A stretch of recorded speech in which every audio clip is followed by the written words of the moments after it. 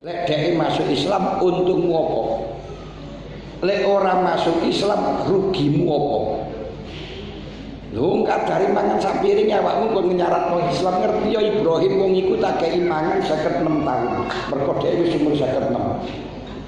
Wa riwayatun wis 70 tahun. Wong iku tak kei mangan wis 70 tahun gak tak syaratno Islam Ibrahim. Lha niki welase Gusti Allah teng mriku sing kawulane ora tau salat, ora tau poso, dikei mangan panjenengan mesti takon laku bi akhlakillah berakhlaklah dengan akhlak Gusti Allah, ojo mandang. Nggih, ojo mandang sing wis sing gak nyoplos tak kei ora ngono Gusti Allah ngoten wae. Nggih. Lah mulane terus akhirnya tiyang kalau mau ditututi karo Nabi Ibrahim. Wis saya tak keimangan ora usah masuk Islam gak masalah, gak kudu masuk Islam. Lu kenapa kamu kok berubah Ibrahim? Iya, karena saya baru jitim aku baru dijauhi Gusti Allah dari pangeranku ngene gitu terus wah betapa bagusnya Ibrahim pangeranmu wis lek ngono aku ajarano Islam. Loh, karena lunak itu malah justru dia masuk Islam. Lek panjenengan kaku wegah. Mergo apa? Menungso niku mabdun ala mukhalafa seneng tampil bejo. Lek diunggahno mesti mudhun, lek didukno mesti munggah. Niku jenengan kudu ngerti niku. Jajal menungso niku dukno kowe welek tawek goblok munggah kae kowe kepinteran nah lha ngoten lho. Kasugihan mesti niku. Tapi nek sampean kan sampean niku ganteng, sampean niku cantik, pinter dermawan lah awake ora dia mesti kan niku. Kayak Balkasti iki kok Balkasti niku munggah kok sak dhuwur-dhuwure mesti mudhun. Dan mudhune buanter dhuwur. Lah jenengan banting sak kayang-kayange belek yo balike yo ban.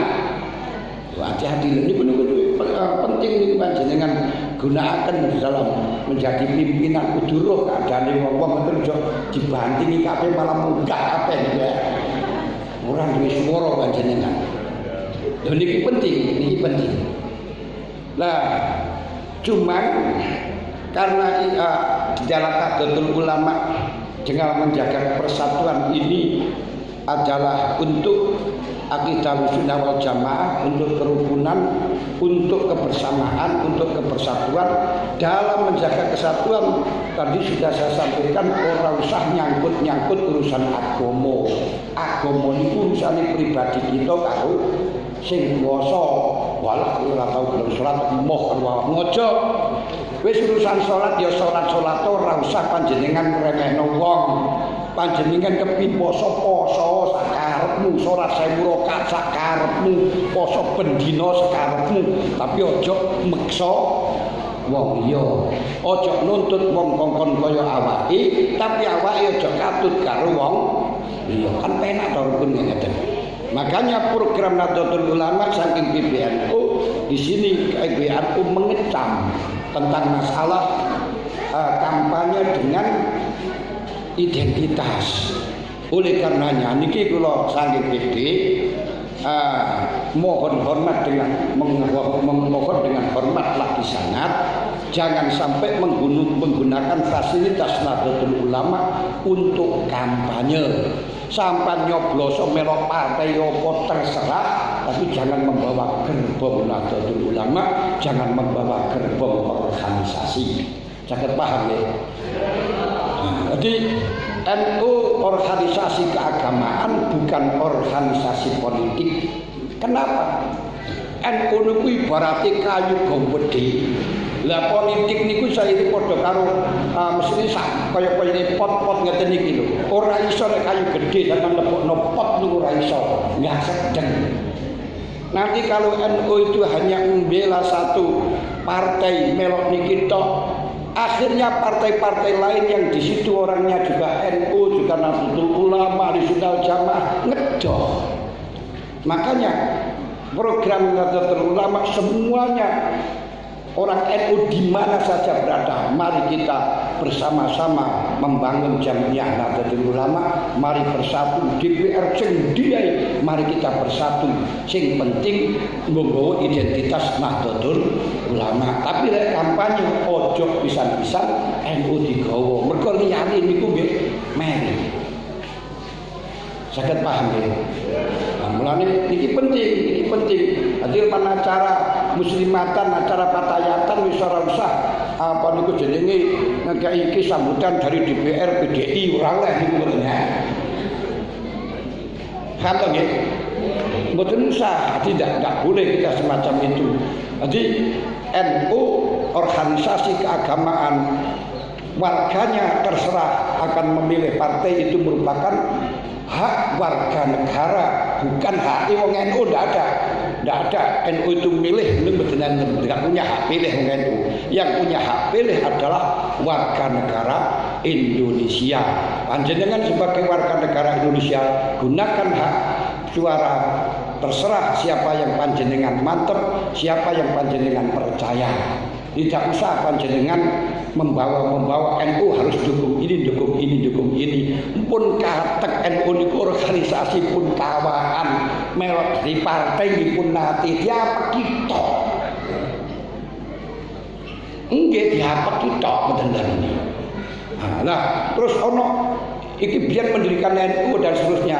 Itu memang kebutuhan zaman dulu. Kita sudah sangat berubah, sekarang itu berubah. Makanya politik itu tidak ada sistem napa niku namanya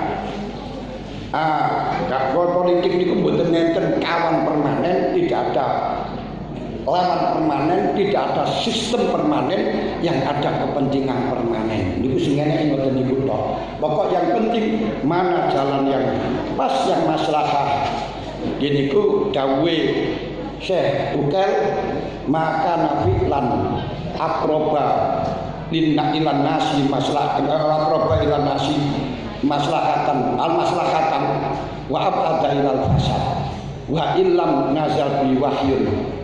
Tadi yang diarani politik itu sistem yang mana di sana sing penting mengajak manusia bagaimana bisa menjadi maslahah, menjauhkan dari mafsadah, walaupun tidak ada konsep dari syariat. Itu namanya politik.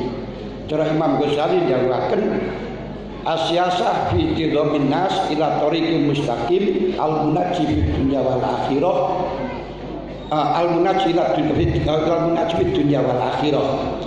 Bahwa politik itu adalah mengatur kondisi, mengkondisikan sesuatu, mengatur manusia menuju jalan yang lurus yang bisa menyelamatkan dunia dan akhirat. Ini penting.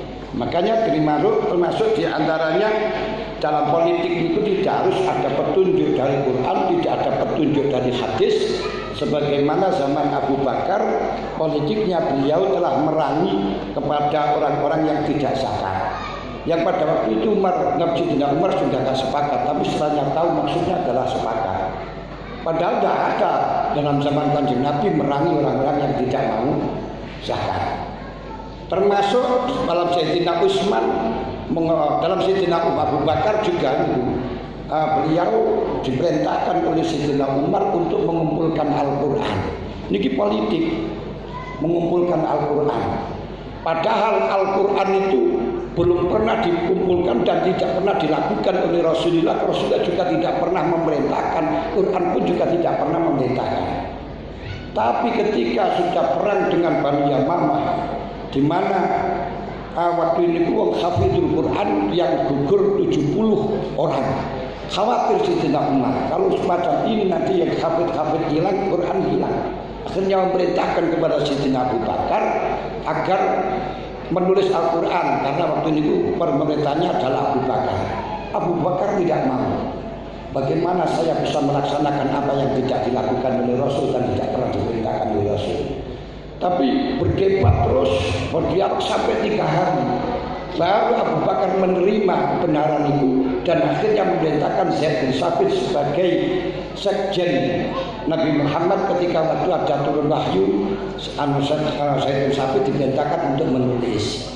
Nah, ketika ada wahyu diperintahkan untuk menulis, di situ diperintahkan untuk mengumpulkan Al-Quran. Setelahnya terkumpul masih ada ayat satu yang masih diperselisihkan. Jadi bu, dawuh Gusti Allah dan surat Tobat niku, laqad ja'akum rasulun min anfusikum azizun 'alaihi ma 'anittum harisun 'alaikum bil mu'minina raufur rahim. Fa in tawallaw faqul hasbiyallahu la ilaha illa huwa alaihi tawakkaltu wa huwa rabbul 'arsyil 'azim. Sayyidina Ali menentang kali itu Al-Quran. Kenapa? Dia tidak punya tulisan. Tapi setelahnya ada bukti-bukti sahabat-sahabat yang punya tulisan banyak, itu Al-Quran. Itu Al-Qurannya menerima. Nah ini Quran itu butuh koti, semuanya riwayatnya koti, nggak cukup dengan zon. Ini diantara nih. Lalu setelahnya Al-Quran beredar, namun Quran itu ditulis tanpa harokat, tanpa titik. Sehingga mocone ini betul karuan. Ada sing maca innallaha bari'um minal musyrikin wa rasuluh, dicoba innallaha bari'um minal musyrikin wa rasulah. Mereka wa rasuli gitu. Innallaha bari'um minal musyrikin wa rasulih. Berarti Gusti Allah membebaskan orang musyrik karo membebaskan dari Muhammad. Akhirnya banyak orang kafir. Lah Gusti Allah bebas sama Muhammad, aku pun juga gak mau tahu urusan Muhammad. Karena keliru oleh maca. Akhirnya sahabat Umar memerintahkan, Sayyidina Ali memerintahkan Abu Aswad Abdul Ali untuk membuat iqra. Ana rafa, ana nasab, ana jar. Jadi diwaca innallaha bari'um minallah wa innal musyrikin wa rasuluh, atau sapa Allah lan rasulnya bebas dari orang kafir, bukan Allah bebas dari orang musyrik dan kepada Nabi Muhammad enggak, ya semacam itu. Kemudian Quran ditulis dengan begitu banyak, akhirnya pembacaannya banyak sehingga akhirnya saling menyalahkan, saling mengkafirkan. Quran ini salah, yang benar ini. Quran yang salah, yang benar ini. Akhirnya saling mengkafirkan. Sedangkan saling mengkafirkan pada zaman Sayyidina Utsman mendapatkan keterangan masyarakat geger di dalam masalah itu. Akhirnya Sayyidina Utsman memerintahkan Quran semuanya yang ada disuruh ditarik, dibakar semuanya. Ini pada zaman Sayyidina Utsman. Semuanya dibakar. Kemudian Sayyidina Utsman memerintahkan kepada Zaid bin Sabit untuk menulis Quran yang telah disimpan oleh Sayyidina Umar wonten dalem Hafsah. Hafsah niku putrine Sayyidina Umar lan garwane Kanjeng Nabi. Nah, akhirnya diambil terus ditulis dengan 6 tulisan dan tidak boleh siapapun membaca kecuali sesuai dengan bacaan tulisan Utsmani, tidak boleh menulis kecuali Rasul Utsmani, tidak boleh mencontek kecuali dengan Rasul Utsmani. Niku politik yang dilakukan oleh Sayyidina Utsman pada waktu itu. Gak pernah ada malah melarang orang baca Quran. Orang baca Quran selain itu tidak boleh. Kenapa? Karena saling menyalahkan satu dengan yang lain. Itu pun bacaannya masih 10 bacaan yang diseleksi. Dan itu ono sing kira asabah, kira asro 10 bacaan. Niku mawon masyaallah. Terus dalam Sayyidina Umar ada namanya Nasrun bin Hujjaj. Nasrun bin Hujjaj niku wonge ganteng. Wah, akeh cewek-cewek niku kepincut. Nah, pokoke pan nguasno ku jam padha ngileng kabeh pincut. Akhirnya apa? Nasrun bin Hujjaj oleh Sayyidina Umar diasingkan. Dibuang cara gampangan, diasingkan ke daerah lain. Di karantina. Dia mengatakan kepada Sayyidina Umar, salah saya apa ya Amirul Mukminin? Salah saya ini apa? Kamu tidak salah, nah. Yang salah Amirul Mukminin karena tidak memberikan fasilitas kepada kamu ini. Tapi ini terpaksa karena banyak orang terfitnah sehingga kamu saya asingkan. Loh, ini juga politik, tidak ada sama Kanjeng Nabi mengasingkan orang semacam itu, tidak apa. Yang penting untuk menjaga keselamatan umat, kebersamaan bersama. Ini gitu, sing di dalam masalah politik. Bahkan politik niku ketoke ngalor tapi ngedut niku yo biasa. Mulane ora iso panjenengan maca nek sekedar wah iki bertentangan dengan Quran, bertentangan dengan hadis. Nah, niki seperti zaman Gus Dur. Zaman Gus Dur niku melegalkan atau nambahi agama di Indonesia ditambahi dengan napa jenenge Konghucu asale ten Indonesia niku 5 saiki 6. Apa sakniki mboten 6 malih niku pun dipromosikaken kali MK niku tambah enek agama kebatinan. Ini dadi agama maneh. Mergo apa? Dia nuntut kebatinan itu sebelum Islam sudah ada di sini. Sebelum Islam di Indonesia kebatinan sudah ada. Kalau dimasukkan Islam, mesti wong Islam gak kelem, wong gak gelem salat kok. Wong dibatin tok bersolat kan Islam gak gelem. Loh kalau tidak boleh, berarti kalau nanti tidak ada agama, diskriminasi dia. Diskriminasi karena itu juga warga negara Indonesia yang punya hak sama. Akhirnya ditambahi diluluskan kalau MK agama kebatinan. Mereka dikongkong masuk Islam ya gelem cara kita. Lek zaman Pak Harto biyen dikarani Islam kebatinan, saniki mboten agama kebatinan.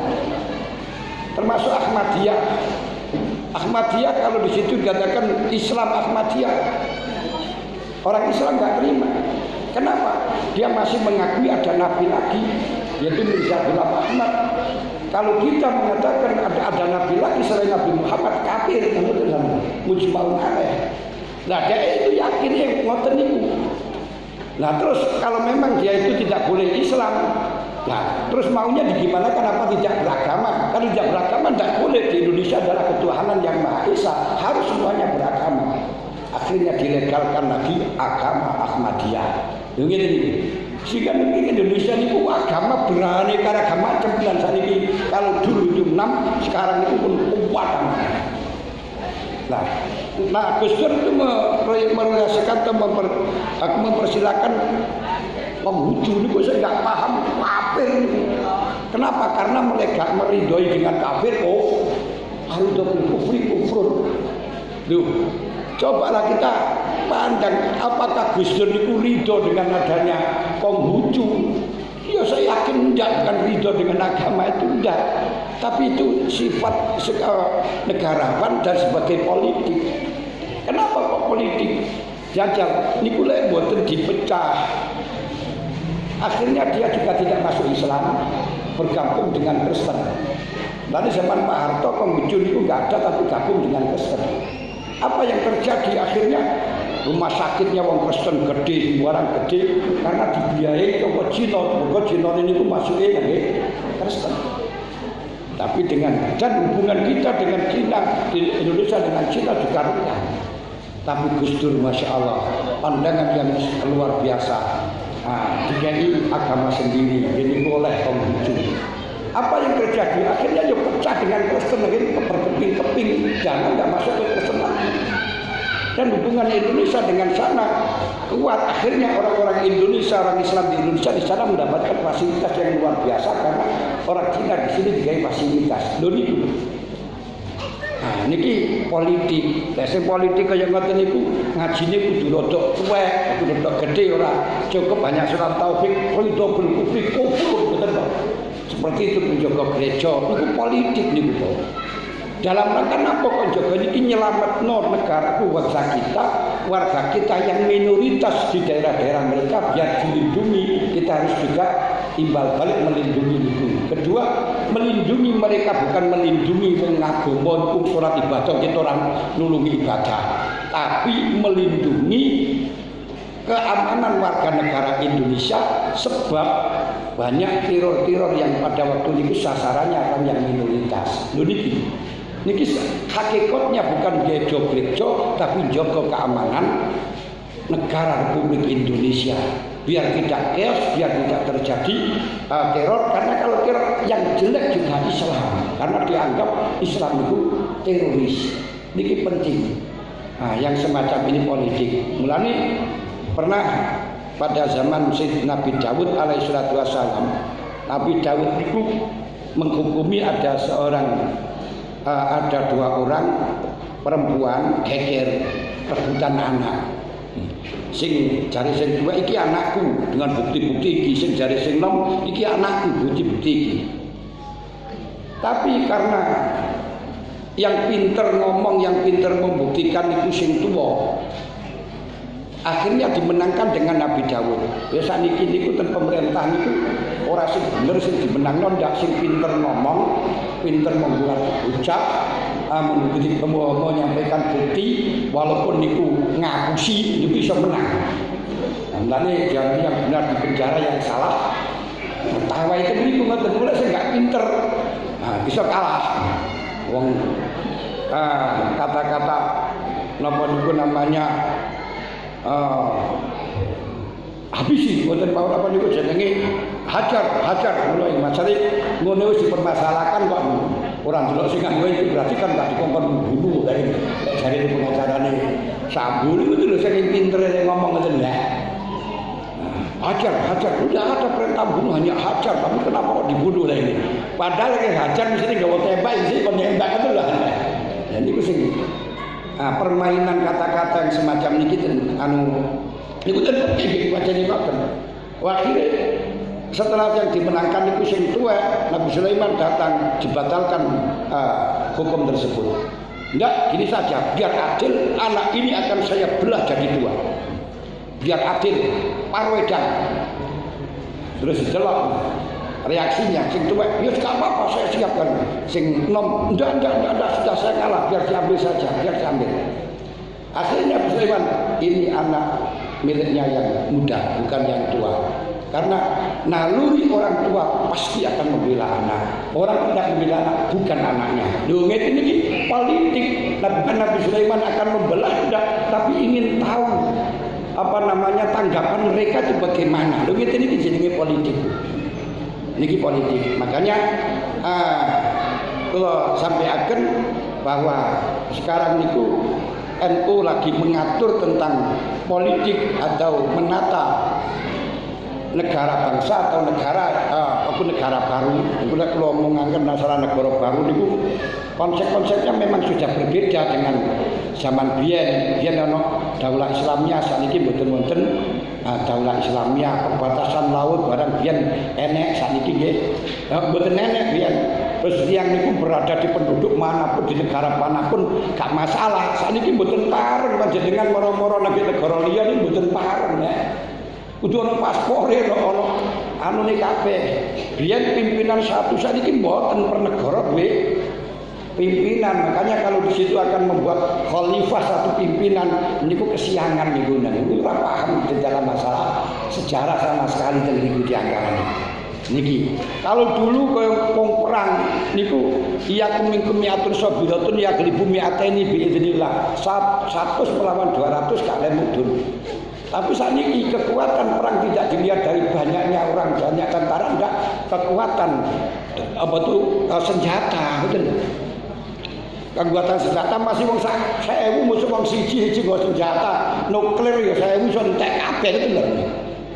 Lho niki sing ada perubahan dunia baru yang semacam ini. Dan insya Allah niki kalau kita mampu dengan Indonesia nanti akan menjadi pusat peradaban Islam internasional sebagaimana isyarat Al-Quran. Al-Quran mengatakan Muhammadur Rasulullah asyidda waladina ma'ahu asyidda alal kufar ruhama'u bainahum tarahum sujjata yabtaghuna fadlan minallahi wa ridwana simahum bi wujuhihim min asari sujud zalika masaluhum fit Taurah.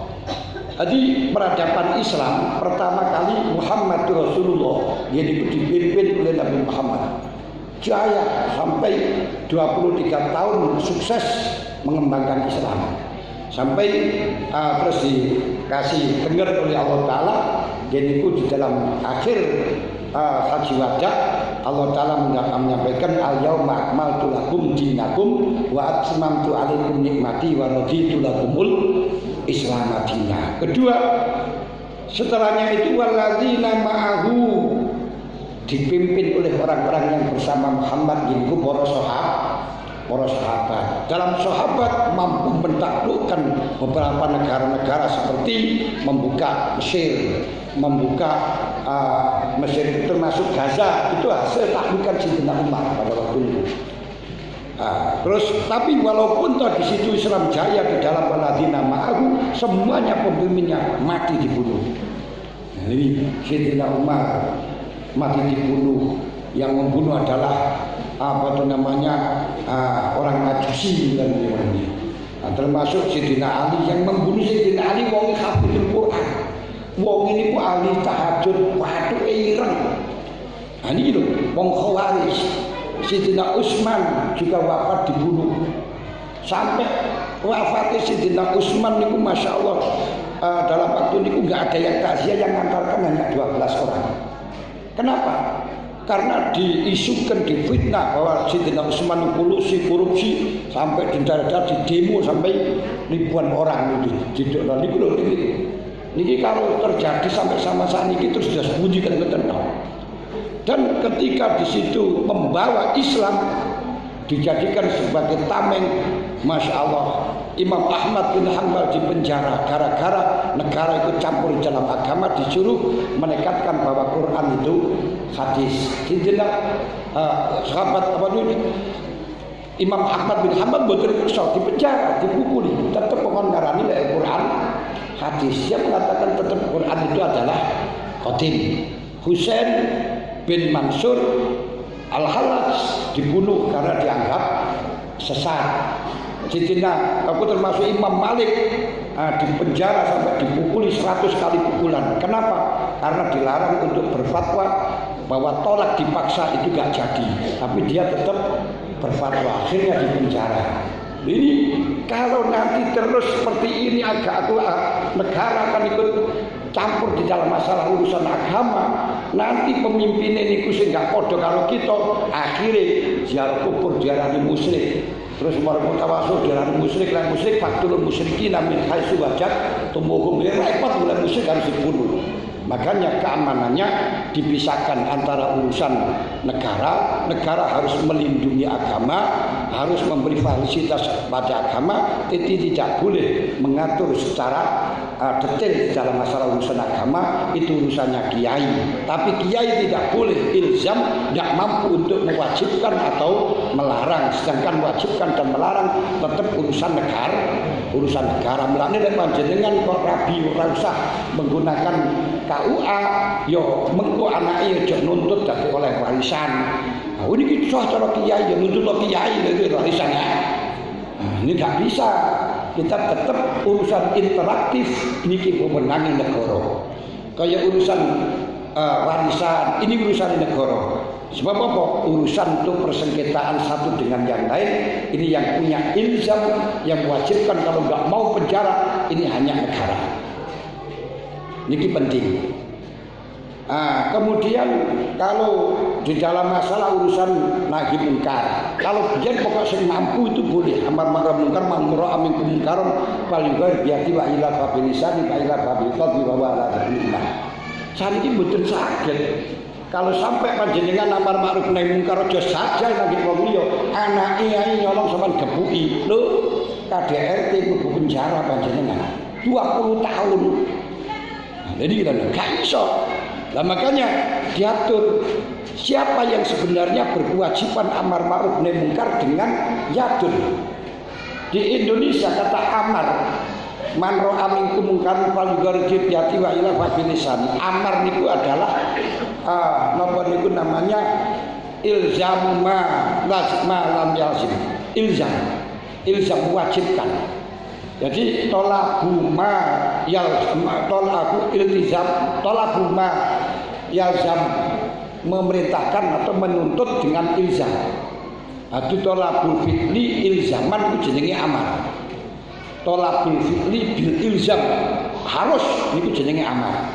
Lah amar niki, amar ma'ruf berarti memerintahkan dengan wajib untuk melakukan kebajikan, meninggalkan dengan wajib dalam masalah kemungkaran. Ini bukan wewenangnya polisi, bukan wewenangnya negara, tapi wewenangnya undang-undang. DPR sing berhak untuk menentukan undang-undang. Makanya kita milih DPR kira-kira bertanggung jawab gak diwenehi amanat yang semacam itu, yang sudah barang tentu. Lek panjenengan golek DPR sing kena dikai amanat, jangan dikongkon bayar dateng panjenengan. Akhirnya dada ora gelem bela nang panjenengan mergo rumangsa aku ora dipilih aku tuku kok niku. Ini permasalahannya. Kita jangan terpengaruh dengan duit, dengan siapa, tapi DPR yang nanti bisa saya titipi untuk amanah. Karena untuk kejayaan negara kita, termasuk menghormati pondok kita, madrasah kita, ini bisa perlu niku. Yang sakniki niku DPR dipilih-pilih mengko kapan-kapan njaluk sumbangan dipotong 35%, 45% lah bajingan kabeh. Nggih niku DPR bajingan niku. Masya Allah ini jajal itu sampai bangun madrasah gur oleh pirang persen itu ini bajingan kabeh itu teman-teman. Ya Allah, yo nek pancen pajak ya pajak itu aja lah. Mung kuwi wis oleh bayaran, kuwi niku dipilih rakyat. Gunane opo nglayani nang rakyat ini piye jajal teman. Wong sing njaluk madrasah ngono sik dipotong kadang-kadang ada 50% baru stres niku bener. Yang sumbangan ini tanda tangan 100 juta oleh piro 20 juta. Ini petang puluh nadi bangunan kok karo jaluk sing akeh sing jaluk niku lho ya. Lha niki lho ngeten iki lho. Niki penting niku lho kan. Lho wegel niku kalih DPR kon milih kan niku wegel niku mboten niku punan. Wah lah pilih-pilih ya paling kok yo.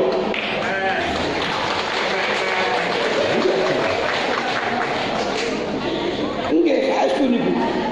Jajal wis salah, ora usah panjenengan nek masyarakat engko nek wayahe sumbangan, wayahe madrasah ditulungi nggih proposal aja terusan ditekan proposal kudu sakmene ora usah. Yang sampean niku mestine didadekno wakil pun ngurusin niku. Kok sing njaluk bayaran maneh kok mesti dibayari kok negara kok usah nek. Lho niki sing masyaallah niku ora goten pundi doken PKB yo ngoten. Liyane padha ae. Masya Allah, itu kan, kalau saya itu nih hujan ini milih DPR itu walsing ngoten niku kalah, milih bajingan ya lho. Lah kene mosok pandikai kan didadekno ngono kae terus mari ngono akhire lek gelem gak gelem tak kena wong astagfirullahalazim ngoten lho ya. Jadi lek gelem sakmene 80%, 35%, lek gak gelem tak kena wong. Tahu to mboten Ibu? Ora tahu nek tumbangan. Nah ini penting. Jadi mulai ini kita katanya 2024 harus punya target. Gak usah cari jalur duit, tapi harus betul-betul kena dititipi aspirasi masyarakat. Bisa dititipi suarane masyarakat. Yang karena ini betul bulan ini. Nek undang-undang nek DPRD gak iso. Betul katut, tapi katut ini urusannya namun daerah. Sing kaya niku wau ini urusan pusat. Mulane teng Indonesia ini mboten saged mewajibkan zakat ora wani pemerintah. Nek gak zakat di penjara walaupun Al-Qur'an khudz min amwalihim shadaqatan tutahhiruhum. Ora enek. Mergo apa? Niki niku wajib zakat ya bangga wajib pajak. Ini mboten wani enten wajibaken zakat iki mboten saged. Ya wis lek sampeyan Islam ya wajib ya zakat ngoten mawon. Biar niku tahu jare undang-undang nek sing wajib zakat mengko dipotong pajak. Tibake ngapusi ora niku. Orang ngoten dadi cuma sing dibayar zakat gak dipajeki ya bener mesti dibayar zakat ora dipajeki tapi bukan berarti misalnya pajeke niku 1 miliar zakate 0,5 miliar kemudian mari ngoten karek 0,5 miliar ora ya pangga